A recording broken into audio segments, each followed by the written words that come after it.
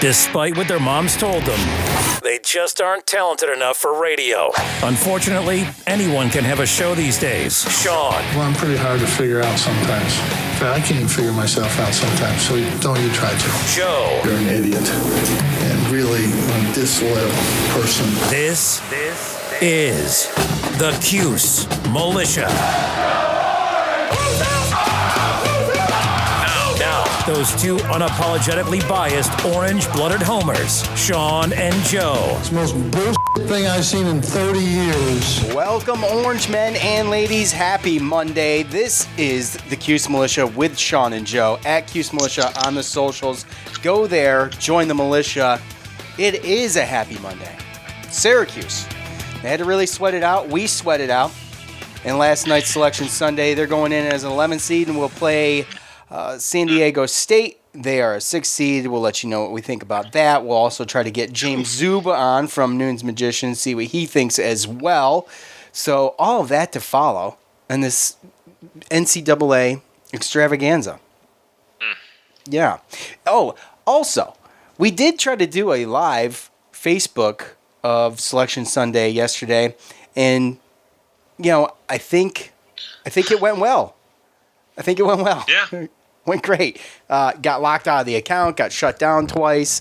So they're on to us. They're on to our antics, putting the camera on the TV. So, yeah, I don't know. Though it was fun while it lasted. It did. Yeah, it was. Yes. It was. And that is not to say I won't do it again. I'm just saying, I mean, we might test the waters. I mean, why not? Why not? So, Coach, he did a couple of hits yesterday.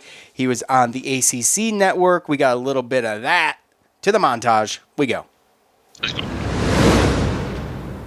My first 25 years, we were in the tournament about 20 times without having to think about it. And lately, we've been on the bubble a little too much. But, I thought we finished the season well, and I thought we put ourselves in a pretty good position. We struggled in quad ones, but every quad one game we had was on the road. A lot of the teams that won quad one games, they won them at home. We did not have a quad one game at home this year, just the way it worked out. But we had a lot of good quad two wins, and we were 12-2 in quad 2 and 3. So I thought we did enough, but you always worry about it. San Diego State to me is like a 3 seed.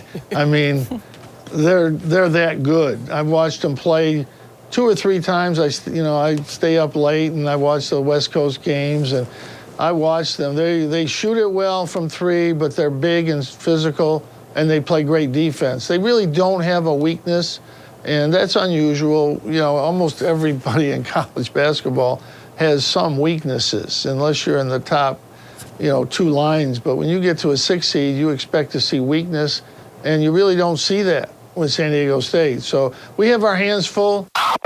Well, I thought we were close, but I'd heard some remote talk that we wouldn't be in the play-in game. But, I was anticipating. We played in the play-in game and went to the Sweet 16 just a couple years ago.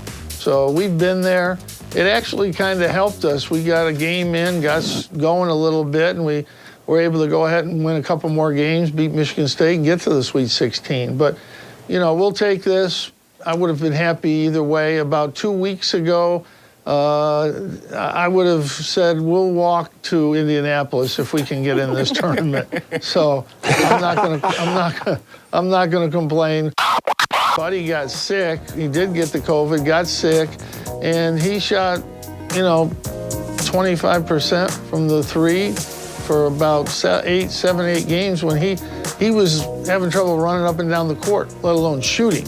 And then the last 8, 10, whatever it is, he's just shot lights out and really been the key for us because he's healthy. I mean, he shot 37% in the league last year, and he ended up shooting almost 37 this year, which is good, but I think he would have been much better if it wasn't for the COVID thing. And that obviously that hurt a lot of people, but I think it especially, it hurts shooters.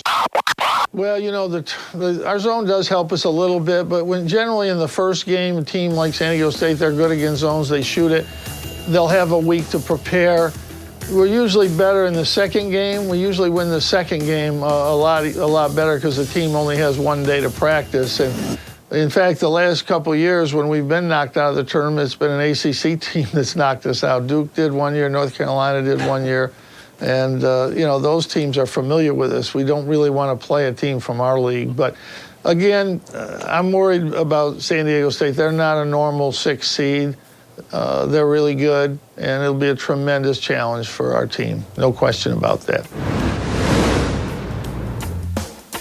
All right, the Coach Montage is brought to us by, as always, the title sponsor for the Cuse Militia. That is BetOnline. BetOnline, the fastest and easiest way to bet on all of your sports action.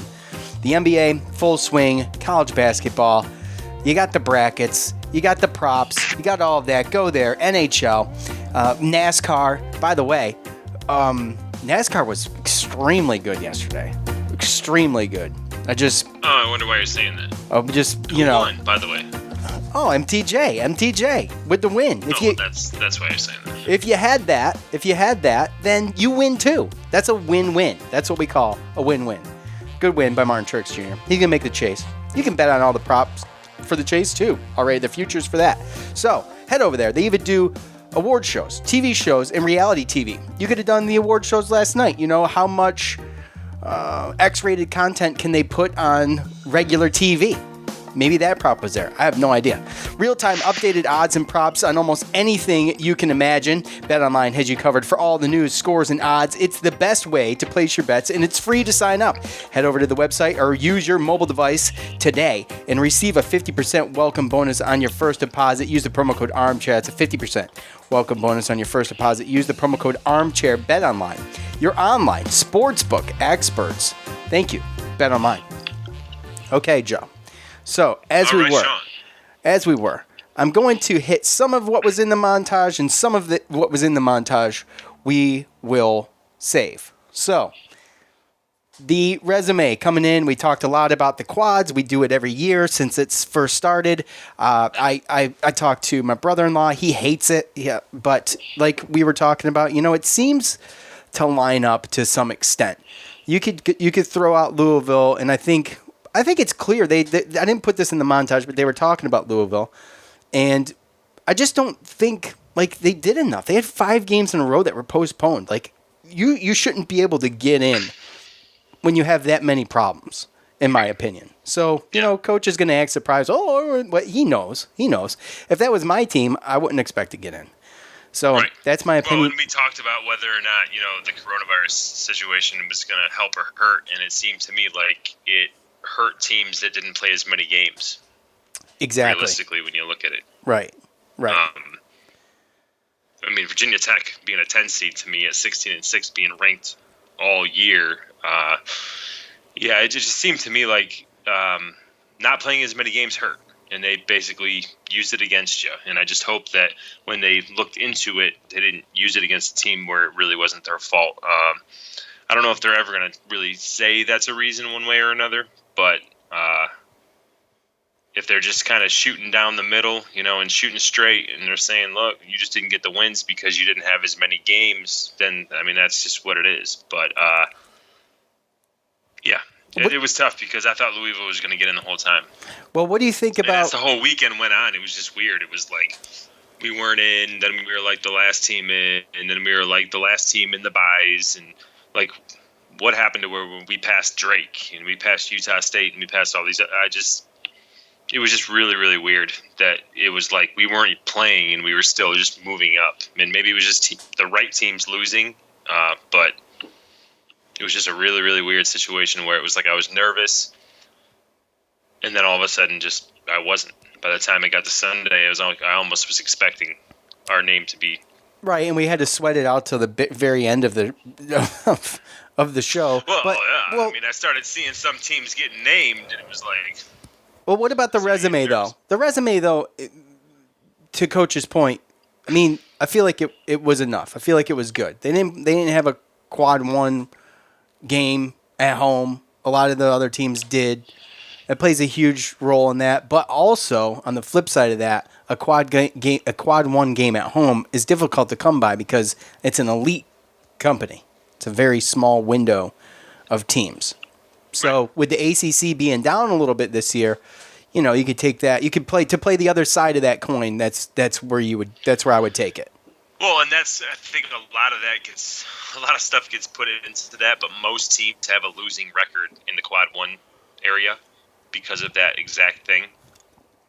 Is that you go on the road and it makes it a little bit difficult, but it gives you a more wide range of variety of teams that can be quad one. Obviously, we would have wanted to have a better record there, but yeah, well, you can only play the schedule that's given to you. You're supposed to have Florida State and Louisville, 2 quad one games at home, and we didn't even get a chance to play those. So, it is what it is. But we didn't have bad losses. Again, when we lost to Pittsburgh, they were a good team. They were close to being ranked. They were a team that was looking like they might be in the tournament, and then they kind of fell apart. So. Yeah, and then they had players enter the transfer portal at go time, and all of that. So and they have a situation to where I told you I think it's a little bit about revenue, it's a little bit about money, and they had a chance to put some big name teams in. Obviously, they didn't go crazy and put in like a Duke or something, and it doesn't really make a little bit of sense with Louisville. But sneaking into Michigan State, UCLA in the playing game. While you sneak in the Drake and Wichita State in the other one, I think they played the field pretty well. But the 11th seed, I think it was earned, and we're one of the. We're playing really, really good right now. So, in your opinion, and I'll give you mine first, is the play-in game a little bit better situation for a team like Syracuse because of they're a team who really. This team doesn't do well in longer pauses. I'm not referring to COVID or anything like that. I'm just saying you get a week in between games. I feel like Syracuse has been better when they've been playing. Their 5 games in 3 days was fantastic, really. And 3 days and 5. 3 games in 5 days was fantastic, yeah. And because they were in a rhythm and they were going at it, so I feel like that's what this would be. Go ahead. Well, I just feel that's what this would be. He tells me to go ahead. Everybody heard that, right? He says go ahead, and then he starts talking. So, it's not just me, right? You see what I got to put up with. So my point is that playing a play-in game against a team that is, a little bit subpar. You're in that group. You're a little bit subpar, right? So, we've played in a play-in game and made it to the Sweet 16. But I feel like that's a good situation for Syracuse to kind of get in that rhythm and go. But what do you think? Again, both play-in games are 11 seeds.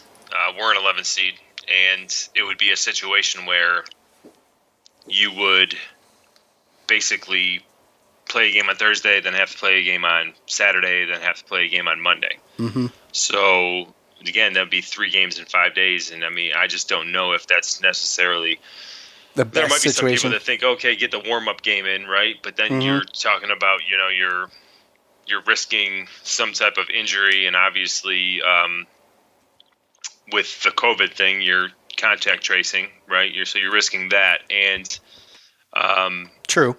Which UConn had one pop too. Then 2 days later, you got to play again. So it might not be the best case scenario. Yes, we have made the Sweet 16, but to just say that we have to play one more game and then we're just now come Saturday we're in the same position that we're in right now without having to play a game. I would rather be in the position right now. Okay, get the extra days. Fair enough. The folks over at the ACC Network pointing out the obvious with Buddy Boeheim and Coach talked about, and we talked about earlier in the year about him just taking a while to kind of get his legs back under him after recovering from the COVID deal, the COVID pause and all of that stuff after getting that. But in the last 4 games, Buddy has shot 44% from 3. He's hot right now. and he's going to need to stay hot. We'll get into all of that, but I just thought that was a cool stat that I saw pop up on ACC Network during that interview there. So the zone, and we look towards the zone as kind of the advantage playing guys outside of conference. You heard the coach talk about getting beat by Duke and getting beat by UNC in the conference. We definitely, there's a chance to go on and have to play Clemson. Not the best situation, in my opinion.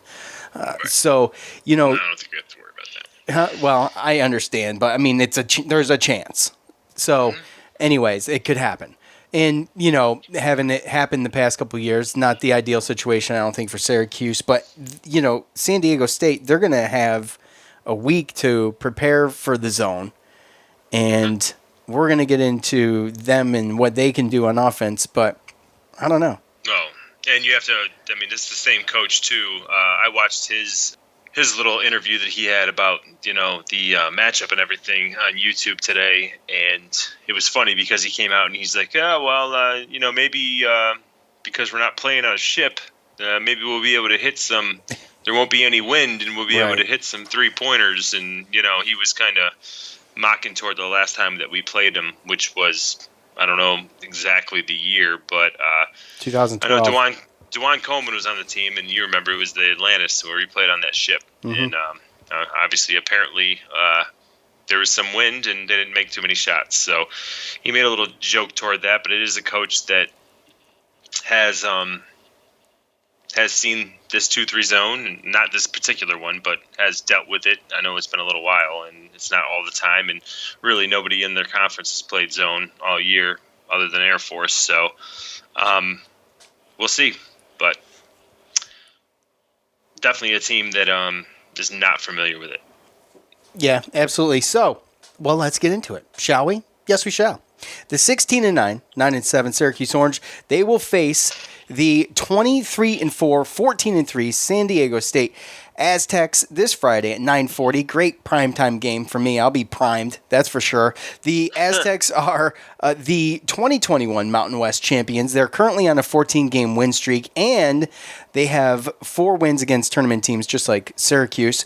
The all-time series with Syracuse in San Diego State sits at 2-0 in favor of the Orange. Joe mentioned the Carrier Classic game in 2012, where the Orange managed to win 62-49. A little bit of sun, a little bit of wind prevented some outside shooting, but C.J. Fair with 17 points and 10 rebounds. Michael Carter-Williams with 17 points in that win. The only other time the teams met was in the second round of an NIT tournament. Syracuse won 80-64. That was in 2007. San Diego State was on track to be somewhere around a 2 seed last season before it was cut short. The team they're still pretty good.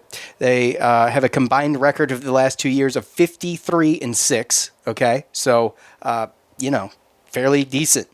The past 14 games they've won were done so by an average of 18 points.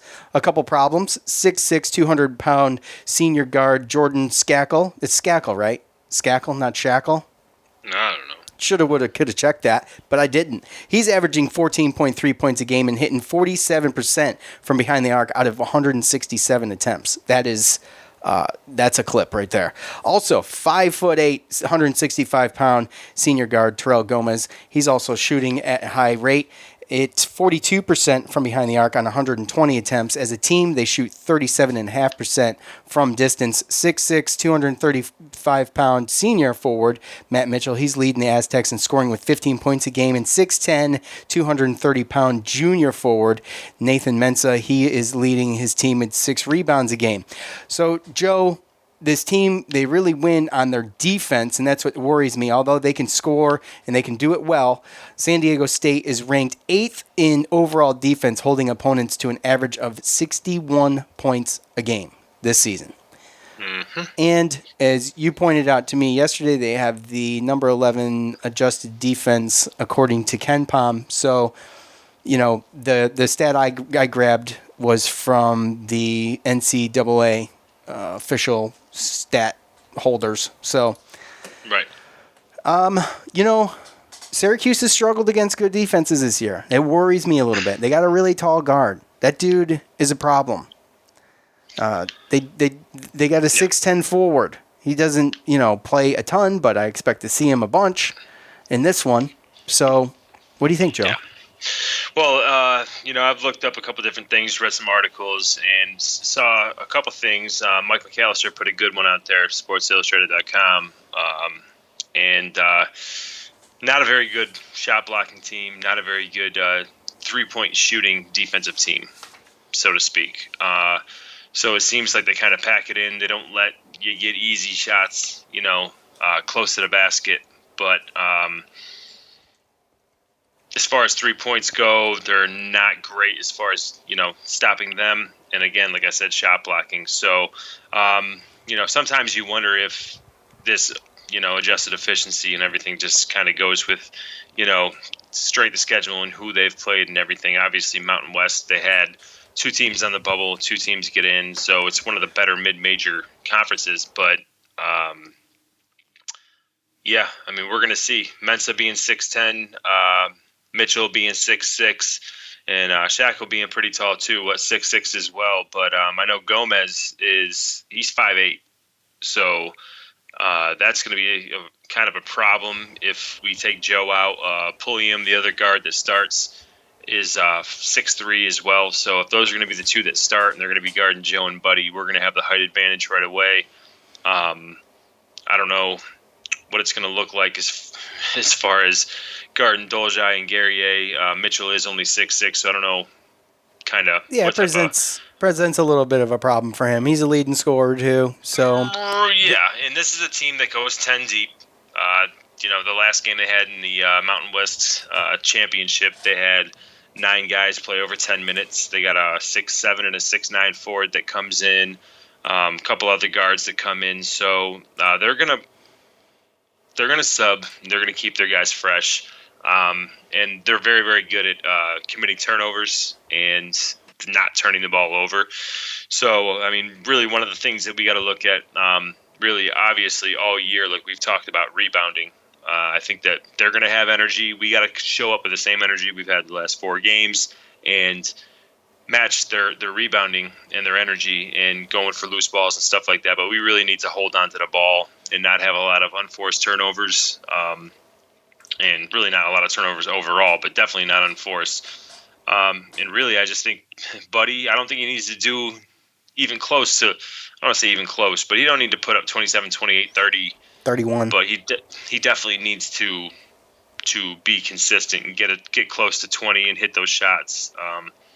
But, yeah, these guys, they kind of score and share the ball all over the place, even in the Mountain West Championship game. Their leading scorer, you look at their starting 5, their leading scorer is 14. Other 4 guys, 10, 10, 9, and 9. Guys on the bench, 6-2, 4, 2-2. They had 10 guys play, 10 guys scored. No one scored over 15. And so this is a team that shares the ball, and they play good defense. And it's definitely not going to be an easy out for sure. But, I don't necessarily think that that it's an absolute loss or that, it's something to where, we got to stop their 3-point shooting. We know who can shoot threes, and it really doesn't look like they have a guy that can play. Mensah, he looks like he gets kind of all his buckets around the basket.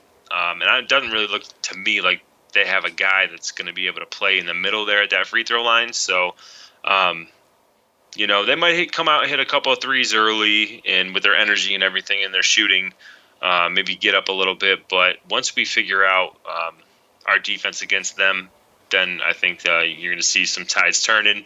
They're going to have some difficult shots, maybe some shot clock violations. And, from there, it's just coaching, subs. I hope that Jim still keeps continuing to substitute and get the mismatches and the guys in there he needs to. And if he does that, then I think we got a really good shot on Friday. You think we'll see a little bit more Jesse Edwards? Is this going to be a situation where the level of play is going to be a little bit much for him, especially if everybody can stay out of foul trouble? One thing I noticed too, real quick, hold that thought, was the last time they lost was 2 in a row to Utah State. They're one of these teams that does this: 2 home games, 2 away games. 2 home games are, 4 away games, 2 home games. Anyways, they play the same team twice every other day. So a lot of smaller conferences. Yeah, like that. they did, which is fine. But I'm just pointing out that they played a lot of teams in their conference twice, and to just keep it tight. So, but when you look at their schedule, Joe, I mean they've won these past 14 games. They're all wins by an average of 18 points. It's a ton. But we're talking about Wyoming, New Mexico, San Jose State, Fresno State, Boise State.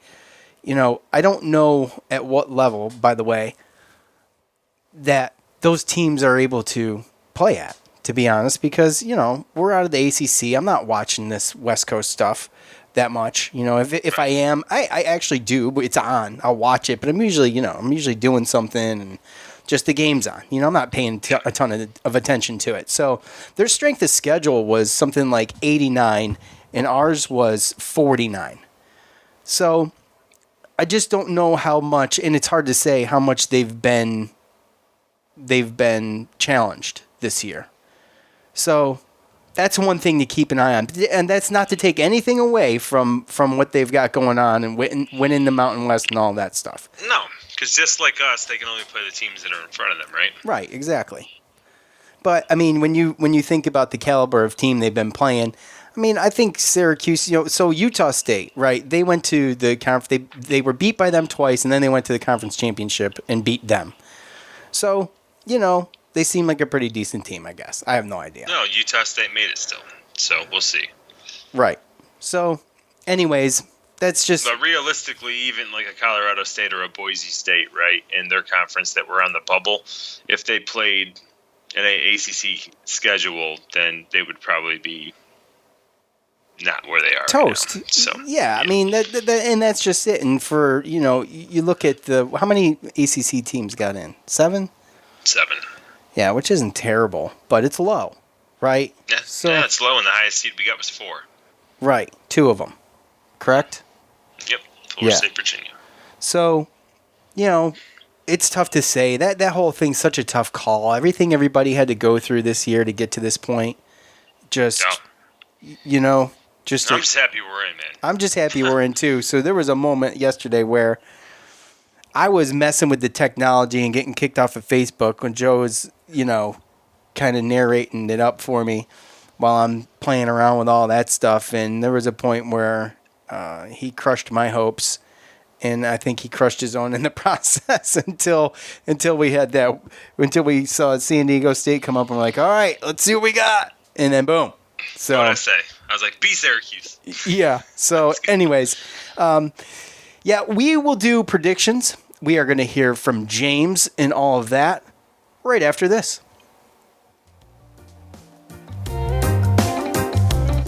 BetOnline. I've already told you about it. I'm going to tell you about it again.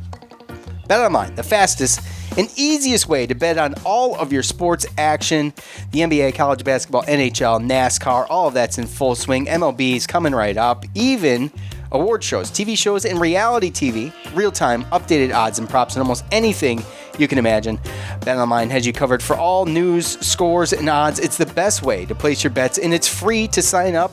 Head over to the website or use your mobile device today and receive your 50% welcome bonus on your first deposit. Use the promo code ARMCHAIR. That's a 50% welcome bonus on your first deposit. Just use the promo code ARMCHAIR. BetOnline, your online sportsbook experts. Thank you. BetOnline. eBay.com/sneakers. Go there today. Whether rare, dead stock, or the latest release, find the exact shoe you're looking for on eBay as the original sneaker marketplace. eBay is the place to go to cop the pair you've been eyeing, and with eBay's authenticity guarantee, a team of independent professional authenticators perform a rigorous inspection of the sneakers you purchase before they're even sent to you, so you can shop confidently knowing your pair is the real deal. And for all of you sneaker sellers out there, eBay has eliminated selling fees on sneakers of $100 plus, making it free to sell or flip your collection. With other sites taking as much as 25%, you're going to have a lot of extra money for more sneakers. Check out ebay.com/sneakers today. That's ebay.com/sneakers today. Buy, sell, trade. No, I don't think you can trade. You can buy and sell. Thank you. ebay.com/sneakers.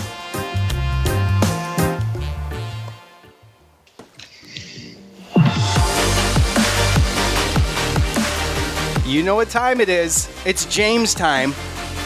James time with James Zuba. At James Zuba on Twitter. James does basketball things on the interwebs and all over the Twitter. All over the Twitter. James. He loves it. He's there. Give him a follow. I'm sure everybody that listens to this show that gives a crap about James is already following him. But welcome. How's it going, buddy? I'm doing well. Yeah, my condolences to everybody that follows me on Twitter. I guess James time is that like code for I'm sending out a tweet or something like. That's James time. That's how I interpreted that. James time is, well, it could be for that. It could be for the time where you join Joe and I to talk about Syracuse basketball. Oh, okay. And yeah, we call it James time. You never knew that. Yeah, no, that's a first. Oh, do you like your intro music? I mean, The intro music's great. Yeah, that's been a steady theme for the last, I think, 3 or 4 times I've been on. I did change it up. It's good. It's different. Yeah. It's different. It seems to be pretty popular with all of our other guests, who are Tyler Morona. That's a lot of guests. You got him and me, man. It's been a while. Tyler's been busy, and football is past. So, anyways, James, we are bringing you on. We gave our thoughts, and we'll piggyback off of things you've got to say. But first things first, were you sweating it? Were you sweating it a little bit yesterday? Were you confident? Did you think they were going to get in? Did you think it was going to take that long?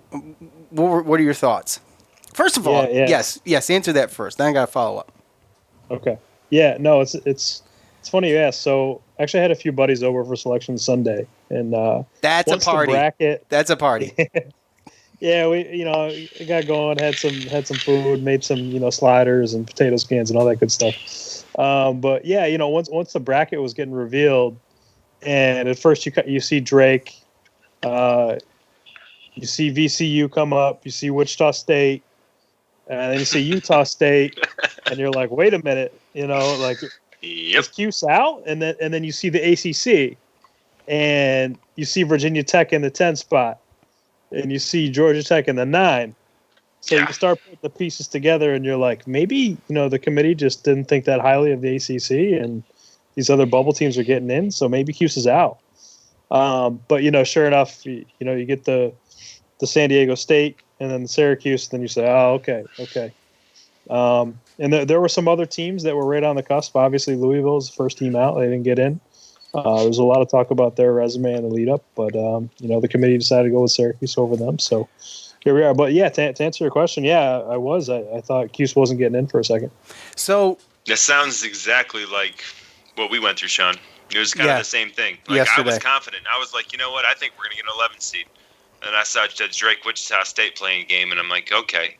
And then I saw the same teams pop up, the Utah pop up, the VCU, the Utah States, and then I saw the respect or the lack of that they were showing the ACC, right? Like Virginia and Florida State only getting a 4 seed, and then the ACC championships getting a 9 seed. I mean, they were in the tournament before that, and they still only got a 9 seed. And then, like you said, Virginia Tech has been ranked all year, 16-6. They get a 10 seed, and you're like, oh, hold on. Like, I definitely was starting to same feeling that you had. Same exact feeling. So, we could talk about Louisville in a second, but as far as the Syracuse resume went for you, James, and I know you were keeping track of it because I stole your stats off of Twitter. So, the quad stuff and all of that. What did you think? Did you think they're worthy of getting in? Did you expect them to get in? Yeah, certainly did, and definitely the day before Georgetown and Oregon State stole bids, I thought, okay, they're going to get a bye. They're not going to be in the first 4. Once those two teams stole bids, you started to think like, okay, maybe that pushes Syracuse down a little bit, into the play-in game. But there was enough there. Obviously, the knock on them is the 2-7 road record and 1-7 in quad 1. But you had North Carolina that was kind of right there on the outer cusp. Same with Clemson, same with Virginia Tech. So I don't know how the committee really looks at that. I don't know if they, the quadrants are like a hard cutoff, or if they sort of say, hey, these wins are close. This is almost a quad 1. This is, almost a quad 2. So, but I think there was enough there. It was kind of a weak bubble. I don't think, we really talked about that this year. Usually every year you kind of hear like it's a weak bubble. This year, I think it really was. But I think there was enough there for Syracuse. 6-1 in quad 2, 6-1 in quad 3, and then the metrics were there as well. The net at 40, and then Sager and KPI, BPI, all those numbers were in the 40s. So I think there was enough there to warrant their inclusion for sure. You think the net is a good reflection of the teams that? I mean, you can just speak to this year because it's probably hard to remember, but a good reflection of the teams that got in this year. Can you use that as a metric throughout the year? Is it good enough to use as a metric throughout the year and be like, we're top 40, 45. We should be good. Yeah, it's not something you want to look at as a standalone. Obviously, it's the Chiefs, sorting tool that they use to differentiate the quadrants, so it carries a lot of weight. I don't know that you want to look at that in and of itself. There were in the past, I think 2 years ago, NC State was a top 40 net team and they didn't get in, but their strength of schedule was sub 200, so that's what kept them out. But I think it's a general guide. It's certainly better than the RPI. The RPI I think you could maneuver and manipulate a little bit easier in terms of just scheduling teams that are from smaller conferences that are going to have, winning records and a good win-loss record. So you can kind of manipulate that more. But it's not perfect. It's not something you want to look at just solely in and of itself. But I think it's a fair metric and it's a good general guide for how the committee can look at and seed teams. And what did you? And I don't usually ask you this main question. Sorry. So, but these are a couple of things that we kind of talked about. What do you think about Louisville getting in? I mean, they had 5 games in a row that were postponed or canceled. I guess that eventually canceled, and they just didn't have a lot there. They didn't have a ton to go off of. They had multiple issues numerous times. So, is it really any surprise to you that Louisville didn't make it? Because I'm not surprised. Coach Jackson's surprised, but what's he going to do? He's on ACC Network. Of course he's going to act surprised. So. Yes, sure. Of course he's going to, vote for somebody in his conference. To be perfectly frank with you, yes, I was surprised that they didn't get in. There's enough there where you can say, hey, okay, you didn't do enough to get in, right? They're 56 in the net. They're 1-6 in quadrant 1 games. I don't think they should be penalized for games that they weren't allowed to play, but at the same time, you do miss opportunities. So, as we know, there were 2 games against Syracuse. If they win 1 or even 2 of those games, who knows what we're talking about now? But anytime, we do it every year. There's always that first team that's left out, and you could split hairs. I think a lot of people would have said Louisville was more deserving of a Wichita State. But at the same time, they had their opportunities, they had their chances, and they didn't get it done. They lost to Miami. That's kind of a quote unquote bad loss, and they lost to Duke in the first round of the ACC tournament. So ultimately, there's always things that leave you out. But to be honest with you, yeah, I was a little bit surprised. I thought they were going to make the field, and they were also I'm along the lines where. I think the COVID thing kind of has a little Joe, bit. The rules of the room, right? Come on, do it. Raise your hand. Raise your hand. I'm not raising my hand. Okay, I'm not raising my hand. I was halfway through a sentence. Go. I was just saying, I'm kind of along the lines, and we spoke about it on the podcast that, if you don't want to use, games not being played against certain teams, but when it's the same team's fault over and over again, and it's the same teams that seem to be getting the positive tests, and I mean, you don't want to come out and say that they're being irresponsible, but at some point, when you don't play for a month and it's because of positive tests on your team, I mean, that's kind of going to have an effect, and eventually it had an effect on, I think, this because of the amount of games that they didn't play. To be perfectly honest with you, I think that they were a tournament team, but I think that the amount of games they didn't play kind of hurt them. And I don't know if it was because it was their fault, but for a month, it was their fault. So yeah. Yeah, and they also, when they came back, the game against us was going to be a home game. That was the last one against us. The second one against us that was canceled. They didn't play for 2 weeks. Yeah, and then they go and play UNC, and UNC destroys them by like 50. And I'm like, man, I wish we had that game at home. So I'm glad they didn't twice make with it. them too. Yep. I mean, earlier in the year in December, they went 15 days without playing, and they played at Wisconsin, and they got smoked. They lost by 40.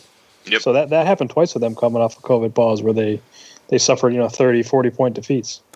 And at some point too, if you're the NCAA and you have a team that's got that many different things going on, is that a team that you want to invite to that bubble, so to speak? I mean, I don't want to. Again, they're probably never going to come out and say it, but it's kind of an important thing. You start getting those positive tests rolling around, you get the games canceled, hurts the revenue, and who knows. So you never know if that really had something to do with it, but it's hard.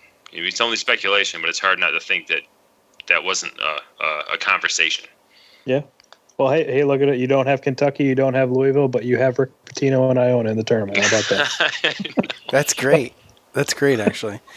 So, Buddy Boeheim becomes the first SU player named ACC All-Tournament First Team after his performance against NC State and UVA. UVA, the heartbreaker. We barely ever win. My gosh, I know.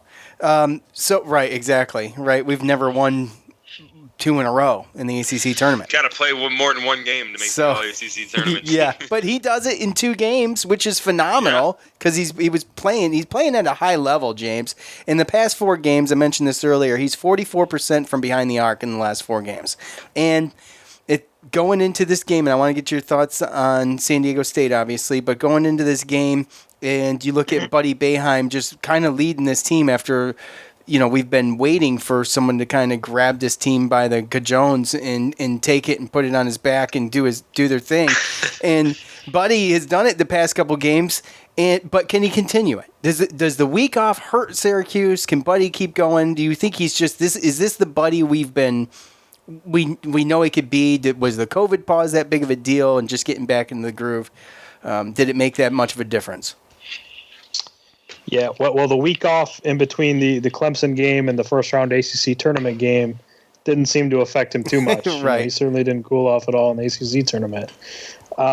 Look, you never know how a different arena they're playing at Hinkle.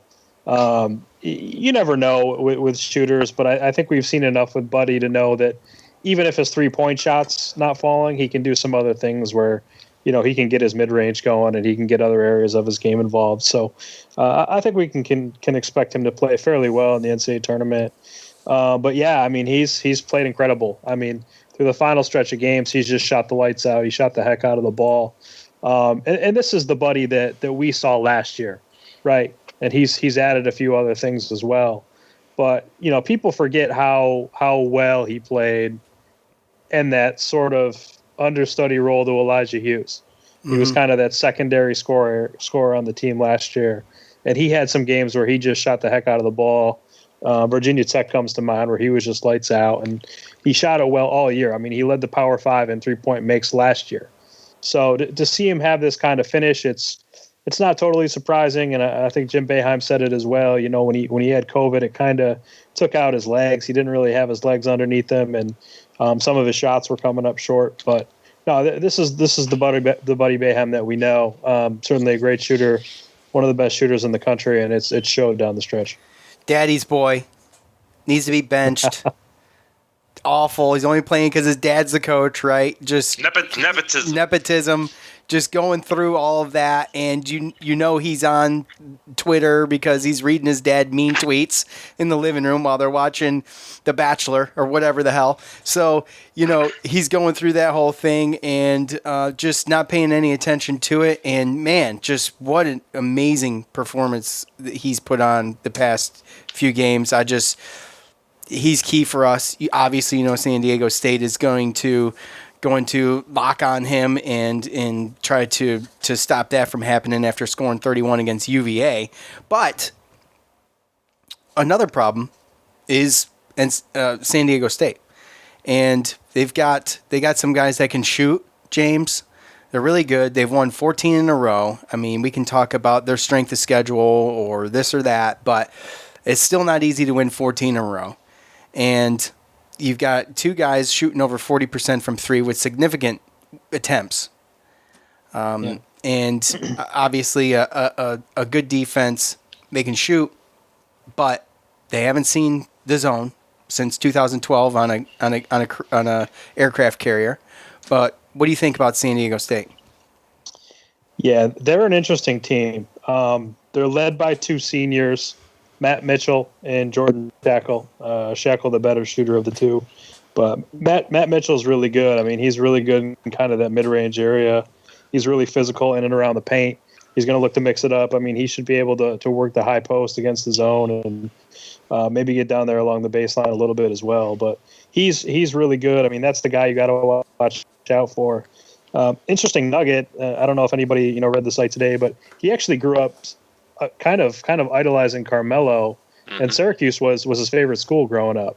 So interestingly enough, he spoke glowingly of Carmelo, and he said he used to wear an orange headband as a kid. So that's going to be a storyline that's put all over the broadcast. I mean, that's an interesting angle there. But yeah, he's the guy you got to watch out for. And then Shackle's a really good shooter. I mean, he's shooting over 40% from three. Syracuse is going to have to locate him within the zone, really force him to put it on the deck, and really kind of force him into a dribbler there. But they've got some other guys as well. They shoot it well as a team. They shoot 37.5% from outside. They'll be prepared going into this game. Their assistant coach was on the radio today, I believe, in San Diego, and he said they were doing some early film study, and they realized that that's what Syracuse does well. They defend the three, and they're looking to take that away, so they have to do some other things well against the zone. But certainly a good team. I expect Syracuse to be ready. San Diego State's going to be ready as well. I mean, this game could go either way. Syracuse is playing some of its best basketball of late. The defense wasn't great against Virginia, but generally speaking, I think it's tightened up a little bit down the stretch. So it should make for an interesting first-round game. If Syracuse... That's tough. That's a tough comparison. Sorry. No, you're good. Go ahead. That's a tough comparison, though, because I look at Tony Bennett as a team. Like, his teams are very disciplined, and they know how to beat that zone. The way those guys move around, get those open shots, I don't expect the San Diego State team that hasn't seen that zone every year at least once to be able to really figure that out really, really fast anyway, And when I was looking at this team too, I know that there's a lot of players that, they pass the ball all around and they share the ball, and a lot of players score in different ways. But, other than Mitchell, I don't really know, other than shooting threes or right down near the basket, I don't really know, where they're going to be getting their pull-up jumpers and their mid-range jumpers and stuff like that. So, you get a certain people in foul trouble, or if Mitchell's not hitting, then I think it's going to be very difficult for them to score on us. That's my opinion. All right, let's take a call. Hey, you're on with Sean, Joe, and James. What's up? Hey, guys. What's up? It's Joe P. What's up, Joe P? Joey! You guys doing all right? Good. How you doing, buddy? I'm doing good. Hey, James, wanted to say I love Noon's Magician. Been following it for years. I think you must be the only one left. Thank you. What do you think about the matchup, Joe? I don't know. I like it. I hate it. I'm the negative Nancy. You know me. But I think we've been playing really well. We got a good shot. Our defense has actually, I believe, gotten better over the past few games. They've been playing hard, shooting the ball well, and as long as they keep that up, and we got at least a good shot of winning the game, maybe even two, because I don't think West Virginia is as good as everybody thinks they are. Well, the biggest problem, and Joe and I have talked about it throughout the year, is that they haven't been playing as a team. Like, right. They're playing a little hero ball here and there. You get a couple guys that are streaky. You never have the whole team except for the NC State game. That was like their best offensive game, and that's what they're going to have to bring to compete. I mean, and it's time to do. It's time to do that. It's time to do that. I agree totally. And I think, to me, what happens is they get in that team mode and they start hitting shots, and then all of a sudden they go back to hero ball because everybody's feeling it. So it's like, okay, I'm feeling it. I got the ball. I'm going to shoot. instead of looking for the open shots, which they had been doing previously. And then you kind of slip back into that, and that's when a 15-point lead dwindles down and everybody starts getting nervous. And then, they put on the press and they turn it back around. And, it's like that cycle of shame. Yeah, and it's when Syracuse gets rattled, I get totally nervous because you can watch the blood drain from their faces. And right. they have a way of just wearing it on their sleeve where they're like, you could tell when they're rattled, they're rattled. Right. They're no good. Yeah. Well, yeah. dude, in this, and I said that, game, and I can't remember what game it was. Yeah, and I can't remember which game it was a few games ago. I want to say it was NC State, but where they had a big lead and they let it get back down, but instead of completely collapsing, they gathered themselves back up. It was and Clemson went back on a run. It was Clemson. That was it. Yeah. Yeah. They almost lost that game. They almost gave it away. Exactly. Right. Yeah, and that's something that I brought up earlier too, Joe. This San Diego State team, they average 8 steals a game. They average, I think, 15.5 turnovers a game, and they don't turn the ball over. I think something like 11 turnovers. So that's one of those things that's going to be a key. I think that Buddy and Quincy, with the players that they have, as far as guarding them in their matchups, I think they have good matchups, and I think those are two guys that are going to have good games. But we're also going to have to take care of the ball. I mean, unforced errors and stuff like that is going to be huge against this team. Oh yeah, definitely. No, but I'm just excited we got in. I'm excited we didn't have to go into the first 4. It shows that they counted how well we were playing at the end of the season, and honestly, I'm just really glad that we're playing a West Coast team, so we got a late night game on Friday, so I can actually watch it while the baby's asleep. Hey, right there with you, Joe. I was really excited to see the late tip. I was excited to see Raftery on call. Yes. I don't know about you guys, but There we go. Raftery. I really do hope that San Diego State wins the tip, just so we can hear. And Syracuse goes 2-3 zone with minimum principle. I can't wait. I can't wait. So I'm looking forward to that too. I'm glad you said that. It's him and Grant Hill, right? Awesome. Yeah.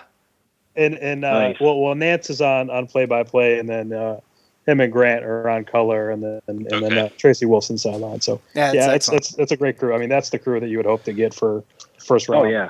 Yeah. And the second the matchup with the West Virginia and Morehead State, that's going to be going on at the same time. So yeah.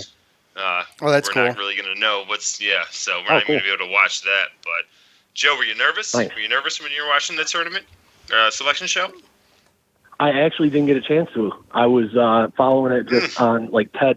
Ted was texting me and you were texting me, and I was following it on Twitter. I was doing husband stuff around the house. So Yeah, that's too bad.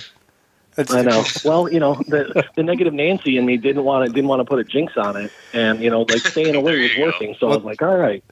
Thanks for sacrificing it for us. All right, before you go, Joe. That's Joe, what I do.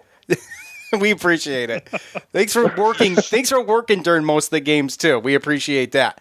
So before you go, we got to get your prediction. All right. I'm going to say Syracuse by 6. Okay. What are the numbers? Come on, Joe. Oh, you want to play that game? Okay. Oh yeah. All right. That's the game he 74-68. plays, Joe. 74-68. Syracuse. All right, buddy. Well, dude, it was good hearing from you, man. I know you've been busy here lately, but yeah, great talking to you guys. And go Cuse, and look forward to listening to more of the podcasts and following James over there on Noon. So we'll talk to you guys soon. all right, buddy. Take care, man. Joe. Thanks for reading. All right, Joe. Thanks, man. Thank you. Night, guys. All right. All right. So, not a total failure on the call front. Thanks for Joe P for bailing us out, dude. We love you for that. I'm over here sweating bullets, putting it on social media, not getting anything. So he comes through, man. He's clutch for sure. So I thought for sure Waterboy would be on hold. I know, me too. Sure Waterboy Little disappointed in Tourney not coming on here, but hey. It is what it is. He's probably at the gym or taking a COVID test, one or the other. Oh, man. So he's what, like 100-0 versus the COVID test? That's a great job there, undisputed champion. So it would be great to hear from him. But can claim 100. No, one seed. Do I? Never not going to even Virginia. be a 1 seed, a COVID 1 seed. Yeah, no kidding. He's never going to be able to smell again. Oh my gosh. So yeah, Well, I took one. It was bad. He takes the rapid test, I believe. So he it's not as brutal, by the way. I took I don't remember what it's called. I don't even care. Whatever. I had been there, done that. It's over. So, all right. Well, anything else to wrap it up? Did I cover it? Oh, no. Hold on. This is what I wanted to do real quick with you. James, what'd you say? We got a lot to talk about. So you kicking me off already? No. I thought we were just getting started. Oh, okay. Well, I'm just trying to think of things because Joe can't. So the call saved us there for a couple minutes. You to stop asking questions. Oh my gosh! Really, Joe? Are you serious? Are you serious? Boy, you were going to owe a fortune to the swear jar. Jeez, crow. It's not funny.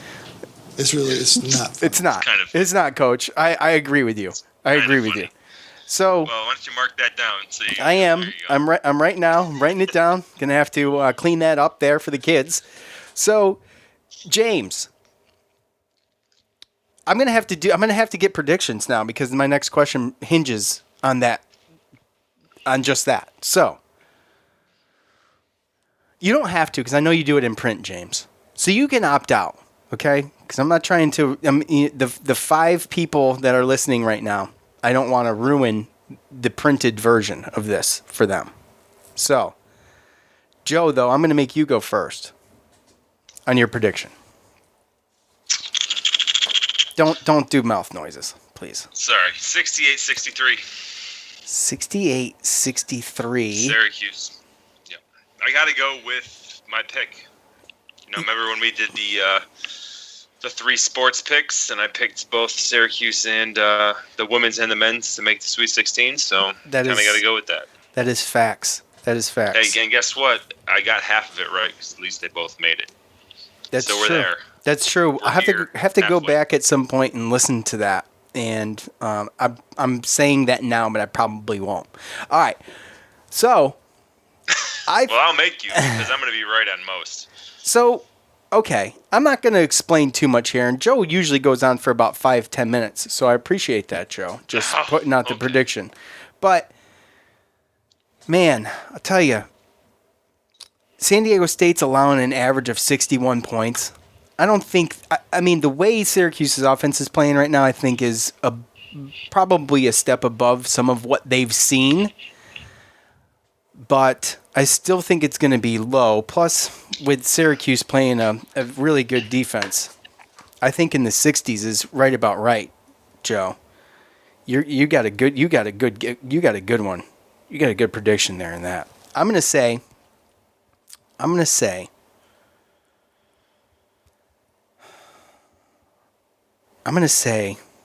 70-66 Syracuse. Well, 4 points. Okay. Well. Okay. So, James, do you want to divulge? As any elite prospect would do, I'm going to opt out. Okay. I'm going to opt out. As if I play for the Duke Blue Devils, I'm going to opt out. But what I will say, San Diego State hasn't played a terrible schedule. Okay, this is what I wanted to ask. So did I not ask this yet? I did not. No. Okay. No. So their strength of schedule was at 89. Syracuse's was a 49. Okay, according to, is that what you got? I showed their strength of schedule of 28. But this is what I was going to say is that seems a little high. Well, where did you look? I'm going off of WarrenNolan.com. Okay. I'm at team for San Diego State. Yes. Where do you have Syracuse on that site? Unless that's incorrect, I mean, I'm going off of WarrenNolan.com. So that's what I'm looking at for strength of schedule. I'm at TeamRankings.com. I don't know how much water this holds. But okay. This is one that I've been to before that I thought was pretty decent. And I got Syracuse at 49 and San Diego State at 89. Okay. That's a big difference. It is a big difference. You know, what I will say, regardless of strength of the schedule, they've played some good teams. They've beaten some tournament teams. They beat UCLA. They played BYU early in the season, but they actually lost to BYU. Mm-hmm. They played Utah State a bunch of times. They played them 3 times actually, and they actually lost to them twice. So what I would say, they've played some good teams, but definitely not as tough as a schedule, I think, as the ACC. Obviously, I mean, I think that kind of goes without saying. But, I wouldn't think that, we should totally undersell their strength of schedule. It's not like they haven't played anybody all year. I think that's fair to say, but... Well, that's what we talked about earlier, right? I mean, Boise State, Colorado State, Nevada, really, those guys, they weren't bad teams, but those are the bubble team middle of the pack where if they play an ACC schedule, they're probably not touching that bubble spot, right? So I'm looking at that, and even really a Utah State probably only got there because of the conference they're in. San Diego State, I think, is a different beast. Last year, I think they were set up to be a number 1 seed, if I'm not mistaken. I think they were projected, a 2 seed last year. But they had a player go to, and they had I don't know his name, but they had a player that went, I think, first round, lost some guys. Flynn. Yes, and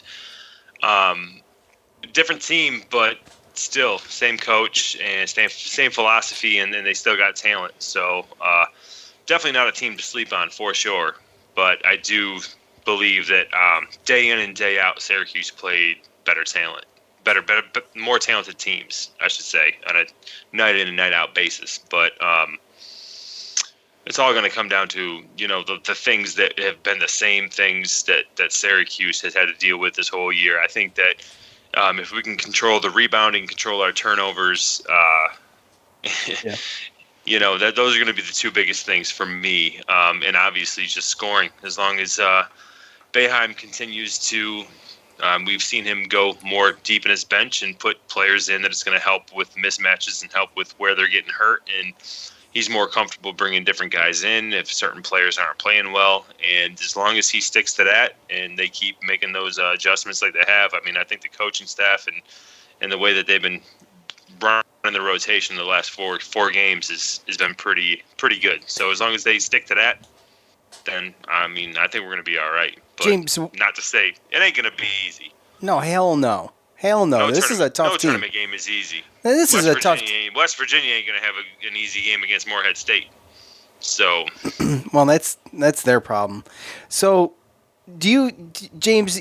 Joe alludes to using the rotations a little bit more, and they've done a great job. Jesse Edwards and Braswell, Bobby Braz, a Noon's favorite, an everybody favorite, but Noon's puts him out there big time, and we love him for it. All of Understatement of the year. All of you at Noons. We love it. We love Bobby Braswell. Yes. He dude, I mean, and rightfully so. Okay? But do we see Jesse Edwards in there? You've got this 6'10 guy. What was the 6'10 guy's name again? I'm sorry. Mensa. Yeah. That's right. So you got the 6'10 guy in there. He doesn't play a ton, but is this too high of a level of play for Jesse Edwards during this game? No, but I don't know if it's the type of game that we're going to see Jesse. Mensa, I've only watched San Diego State twice this year, so I know who you're talking about. He looks a little raw down there, so I don't know if he's someone that's really going to hurt you. Not a ton of minutes. He's a guy that can catch a lob, but he's not going to do too much. He's not going to hurt you too much down there. I think it's the kind of game where we're going to see Marek, unless he gets in foul trouble. We're probably going to see Marek for 38 minutes. I mean, I think that's the kind of game. But that's not to say that Jesse's not ready for tournament play. If you get a bigger body down there or somebody that, if you get a West Virginia, maybe that's kind of the game where he can get a little bit, more minutes. But I think he's ready to play. I mean, there's going to be some nerves, and there's times where he struggles. Sometimes he does bobble some balls down there, like Boeheim says. I mean, that's true. I think we've all seen that. But I think he can give you something, and I think if the matchup warrants it, I think we could see Jesse, and I think he'd be okay in there. Yeah. What do you think about Robert Braswell coming on, man? He's done a fantastic job coming on. Well, where it's important is in a game like Virginia when Alan Griffin struggles, you feel okay with Braswell coming in because he plays defense and he makes the right rotations within the zone. And then his offense is almost kind of a bonus. Like you need something out of him offensively, but if he's coming in and scoring double figures off the bench, that's a huge lift. Good free throw shooter too. No, he's a good shooter. Yep. He knocks him down from the line. Look, nobody's expecting him to come in and go 4 for 4 like he did against Virginia. I mean, that was insane. But he's somebody that if Griffin is having an off game. And we've seen Griffin play up and down. If he's having an off game and being a ball stopper, you feel okay with what you have with Braswell coming in off the bench. But I mean, credit to him because he really struggled at the start of the year and he came in spots, but now he's been kind of reliable, as that first forward off the bench. So yeah, he's been a pleasant surprise, man, coming down the stretch. And you didn't see this coming from Jesse Edwards either. Let's be honest. You talk about him bobbling balls. I mean, we used to call Chuku Stonehands, and he had his moments, right? And just not strong enough, Jesse Edwards sometimes. But he's got this massive frame. He's got these huge, broad shoulders. He's put on, 20 pounds, maybe even over 20, 25 pounds. And he's got more frame to build on. I mean, you could get this dude up to 240, and he could be a force down there. Well, and you see the confidence, too. Yeah. I mean, the confidence with him the last 4 days, too. And again, going back to what James was saying, the emergence of Braswell and Edwards, that gives us just that option. If we're not rebounding, we need to go big. Alan Griffin isn't playing defense. I think that's honestly one of the biggest changes that the coaching staff made was realistically, you have to realize when it's Alan Griffin's game and when it's not, and get him out or keep him in. And if he's not hitting and the offense translates to the defense and we're getting out rebounded and he's missing the rotations, as James alluded to, got to get him out of there. And if he's got to play 12 points or 12 minutes for you to win, then that's what he has to do. But having those options of, do we need Jesse? Do we need Mark? Do we need to just keep Mark in, bring in Braswell, still stay big on that, being able to know when to use them? I think it's been one of the biggest helps as far as the last 4 games. And I mean, it's as far as San Diego State goes, what he said, it might not be a game where we need Jesse Edwards to come in because Mark might be able to handle it down low, and where maybe Bobby will come in and hopefully he gives Jesse a couple minutes just to keep him going, keep his confidence up, give him a couple minutes in the tournament, because if we do win, we are going to need him against West Virginia. But to me, that's been the biggest thing. There's been some games in the past where we should have taken Allen out. There was the hero ball, and he just needs to know when to do it. Yeah, and I think it's just helped this team out tremendously. Yeah, he's made some poor decisions, and to come, Coach called him out, James, a couple games ago. It was the UVA game, wasn't it? No, it wasn't. Was it? Where he said, Griffin? Yeah. Where he had said, after the Virginia game. I mean, he came in and he shot a fadeaway from the free throw line and got blocked, and they had some criticism for him after the game, just saying he thought it was a good shot. He's like, if you're thinking that, at this point of the season. You think about it. If Sidibe was healthy, is Alan Griffin even sniffing honorable mention in the ACC, all ACC? I mean, is he even getting those minutes? Because we know it would have been Sidibe, Guerrier, and Dolezaj. I mean, he would have been a 6-man coming off the bench. He would have never even had the role that he had this whole year. So it's interesting in hindsight to see how possibly this season would have went if Sidibe was never hurt. We'll never. But Griffin's also won us games too. Yep. So when he's good, he's really good. I mean, when he's on fire, he can win you a game with his shooting. Yes. He can take you to another level when he's playing well. It's always hero ball, though. The blocks, the come from behind blocks, some of the game-winning blocks. I mean, he's had 2 game-winning blocks on top of the points that he scored against. So you don't want to downplay his stuff, but he tends to let his bad offensive games turn into bad defensive games, and overall just not a great team player that kind of hurts the team. And it's an unfortunate thing, but, these last 4 games, coach has been like, all right, you ain't going to play defense. You're not going to make that rotation. All right, you're out. Bobby B. Bring in the righty. Yeah. Yeah. He's had a volatile finish to the season, too. You just like to see him be a little bit more consistent. Yeah, that's just it. And that's kind of been the situation with the team in general on the consistency front, It's just been one of those things, and it seems to have been a couple years worth. So, anyways, that's all I got, unless you guys got something else for me or anybody else. I would, Joe. You're not counting on Morehead State to pull off the upset over West Virginia? I mean, I think they can. Okay. I'm not counting on it, but I think they can. And obviously, as a Syracuse fan, you want that to happen, right? A couple years ago, Middle Tennessee State beat Michigan State, kind of paved our way. So that can happen, and sometimes teams need that to happen. So when you got the shooters that we have and the way that we're playing, getting in the tournament and the energy that we've been showing, the effort we've been showing, I mean, you know that I'm confident in the fact that we can make a run. It's just, it always seems to be like, can we get past that first game? Yeah. And then whatever happens after that is, because we've had some good teams, and then we lose to, AC Law and Texas A&M and some of these other, Vermont. Dayton. We've had some bad ones. Yeah. So it's usually, we get past the first one, and we usually make it to the second weekend. So Boeheim alluded to that. So usually we have a better chance with that. But West Virginia and Huggins has seen our 2-3 zone before. Yeah. And they are definitely more equipped and better equipped than San Diego State to beat it. So let's wrap. Go ahead, James. Yeah, I just wanted to say all the San Diego reporters who haven't been watching college basketball this season, because they were asking Dutcher about the 2-3 zone and harping on the 2-3 zone, and we know the zone hasn't really been that good in the last 2 years. Mm-hmm. But I get it. When you think of Syracuse, you think of 2-3 zone, you think of Boeheim, and they were also asking him about West Virginia and how much they were going to press San Diego State. And if you watch West Virginia, this is the least amount of press I think Bob Huggins has ever played in his entire time at West Virginia. So they don't press that much this year.